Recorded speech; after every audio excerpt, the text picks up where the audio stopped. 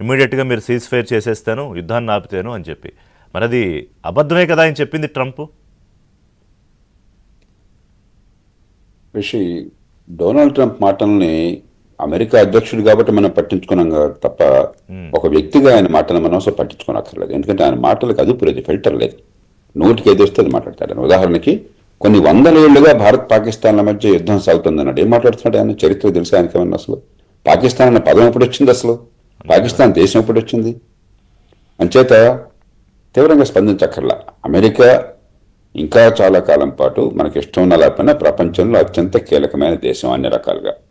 కాబట్టి రెండు అణువాయుధాలు ఉన్నటువంటి రెండు దేశాల మధ్య, రెండు పెద్ద దేశాల మధ్య పోరాటం జరుగుతుంటే ప్రపంచం అంతా ఉత్కంఠభరితం అవుతుంది.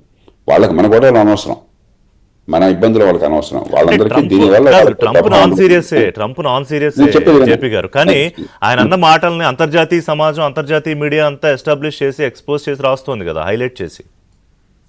హైలైట్ చేయడం తప్పదు. అమెరికా అధ్యక్షుడు మాట్లాడితే హైలైట్ చేయకుండా ఎట్లా ఉంటాం తప్పదు. అందుకే అంటున్నా కాశ్మీర్ అంతర్జాతీయ అంశం అయిపోయిందని కదా చర్చ.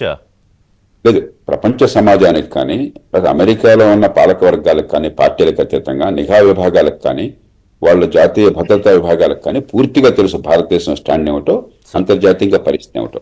ఈయనేదో మాట్లాడుతుంటారు, దాని గురించి పట్టించుకోనక్కర్లేదు. కానీ మనం చూడవలసింది ఏంటంటే, మీరు చెప్పిన రెండో పాయింట్ వాస్తవం. ఎందుకంటే టెర్రరిస్టులు ఎప్పుడైతే దాడికి దిగారో, మనకి ఇష్టం ఉన్నా లేకపోయినా మళ్ళీ ఇంకోసారి కాశ్మీర్ అంశం అనేది మళ్ళీ ప్రపంచ దృష్టికి తీసుకొచ్చిన మాట వాస్తవం. దానికి కొన్ని బెంబెలెత్తక్కర్లా. మనలో అంతర్గతంగా బలం ఉన్నప్పుడు, ఆర్థికంగా పెరుగుతున్నప్పుడు, కాశ్మీర్ ప్రజలు భారతదేశంలో పూర్తిగా విలీనం అవుతున్నప్పుడు, మరి ఇక ముందు టెర్రరిస్టులు కనుక మనం రిక్రూట్మెంట్ లేకుండా చేయగలిగినట్టయితే, ఆర్థికంగా పెరిగినట్టయితే, కాశ్మీర్ విలీనానికి మరింత ఇప్పుడు గత 10 ఏళ్లుగా చేసిన చర్యలను కొనసాగించి మరింత పటిష్టంగా విలీనం చేసుకుంటే ఈ అంతర్జాతీయ సమాజంలో తాత్కాలికంగా మాటలు మనకు ఇబ్బంది కలిగించవు. ప్రపంచం మొత్తం మనకు అనుకూలంగా ఉంది. చైనా కూడా, ఇందాక మీరు మాట్లాడుతూ చక్రవర్తి గారు మాట్లాడుతూ చైనా మనకు వ్యతిరేకంగా మాట్లాడే విషయంలో చైనా కూడా చాలా ఆచితూచి వ్యవహరించింది. ఈ విషయంలో చైనాకు వాళ్ళ సమస్యలు వాళ్ళకు ఉన్నాయి. షింజియాంగ్ ప్రావిన్స్ లో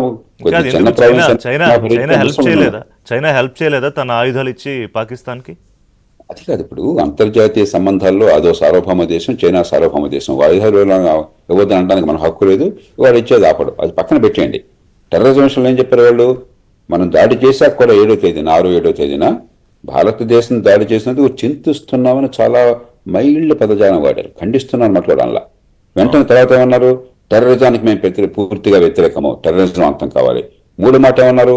ఇరుగు పొరుగు దేశాల మనం అందరం కూడా స్వేచ్ఛ అనివార్యము. అది వాస్తవం. అది సమస్యలు ఏదో రకంగా పరిష్కారం చేసుకోవాలంటే చాలా ఆచితూచి వ్యవహరించింది చైనా కూడా. ప్రపంచ సమాజం ఎక్కడ భారతదేశానికి వ్యతిరేకంగా మాట్లాడాల. ఒకరిద్దరు మూర్ఖులు, ఒక ఎర్డోగాను ఇస్లామిక్ సామ్రాజ్యానికి తన అధిపతిని ఇంకా కాలిఫేట్ అనుకుంటున్నాడు కాబట్టి, అజర్బైజాను లెక్కలేని దేశం అది. కానీ చివరికి సౌదీ అరేబియా కావచ్చు, ఎమిరేట్స్ కావచ్చు, ఇతర ఇస్లామిక్ దేశాలు కావచ్చు, యూరప్ దేశాలు కావచ్చు, మరి అమెరికా కావచ్చు, లేకపోతే చివరికి చైనా కావచ్చు, టెర్రరిజం అంతం కావాలి, టెర్రరిజాన్ని ప్రోత్సహించకూడదని స్పష్టంగా మళ్ళీ చెప్తున్నారు. భారత్కి అంతర్జాతీయ సమాజంలో పూర్తిగా మద్దతు ఉన్నది. ఈ విషయంలో మనం అనవసరంగా ఓవర్ రియాక్ట్ కావక్కర్లా. కాశ్మీర్ విషయం ఎవరేం మాట్లాడుతున్నా భారతదేశం అంతర్గత వ్యవహారము. కాశ్మీర్ భారతదేశంలో పూర్తిగా విలీనం. అందులో 370 అంతమైన తర్వాత, కాశ్మీర్ సమాజమే భారత ఎన్నికల్లో పూర్తిగా పాల్పంచుకుంటున్న తర్వాత, ఆర్థికంగా పెరుగుతున్న తర్వాత, మొత్త కంఠంతో ఉగ్రవాదాన్ని ఖండించిన తర్వాత, కాశ్మీర్లో ఇంకెవరండి పాకిస్తాన్ తగ్గాలని కోరుకునేవాడు? ఎవరో 100కి 1 మూర్ఖులుంటే వాడి గురించి మనం ఆలోచించక్కర్లేదు. చేత మనం అభద్రతతో వెళ్ళక్కర్లేదు. రైట్. మనం అంటే దీనికి ఒక సరైన రీతిలో ప్రధాని స్థాయిలో సమాధానం కూడా చెప్పక్కర్లేదా? కనీసం ఒక ట్వీట్ రూపంలో అయినా. ఇప్పుడు మనకేంటంటే మనం నిజాయితీగా మాట్లాడుతున్నాం. డొనాల్డ్ ట్రంప్ ఇవాళ బుల్లింగ్ చైనా షాప్.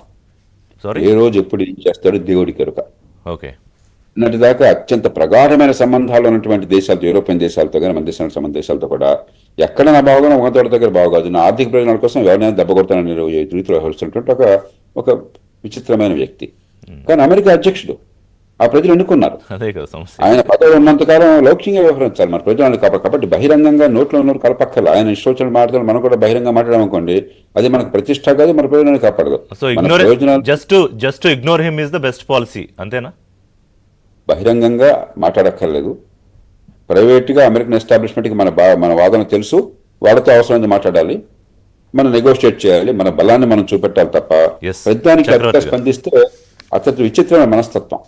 అంచేత ప్రపంచంలో మిగతా దేశాలు కూడా చాలా జాగ్రత్తగా వ్యవహరిస్తున్నాయి అతనితో. అందరికీ తెలుసు అతనిలో ఉన్నటువంటి ఆ ముందు చూపులేని తనం ఎంత ఉందో, మరి ఎంతగా అమెరికా ప్రజలను దెబ్బ కొడుతున్నాడు దీర్ఘకాలికంగా, దశాబ్దాల పర్యంతం మిత్రులుగా ఉన్న వాళ్ళని దూరం చేసుకుంటే ఎలా చేసుకుంటున్నాడో